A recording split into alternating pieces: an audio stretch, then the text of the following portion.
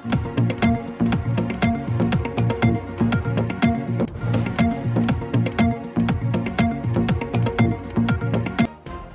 आपको रिनाला कोट से, जहां पर हमारे नहर तारे शाह के दोनों तरफ कारपेट सड़क शहर की खूबसूरती को चार चांद लगा सकती है। नहर तारे शाह ना सिर्फ सियासतदान बल्कि इंतजामिया की भी अदम तवज्जो का शिकार रही है। नहर के दोनों तरफ मुख्तलिफ जगह पर न सिर्फ भैंसें बंधी हुई है बल्कि कूड़ा क्रिकेट के ढेर, इसके अलावा रोड पर वाज़ेह गड्ढे भी दिखाई देते हैं। ये नहर उकाड़ा लाहौर बाईपास जाने वाली का न सिर्फ शॉर्टकट रास्ता है बल्कि शहर की कदीम मुतअद्दिद आबादियों को भी लिंक करती है। इंतजामिया और यहाँ के मुंतखब नुमाइंदों की थोड़ी सी तवज्जो यहाँ के बासियों का दिल जीत सकती है, मगर इसके बावजूद भी भैंसों को नहर से हटाने पर कोई भी तैयार नहीं। शहर की ना सिर्फ खूबसूरती में इजाफा होगा बल्कि ये सड़क आबादियों को भी लिंक करती है। इससे आने जाने वाले लोगों को भी इसका भरपूर फ़ायदा होगा।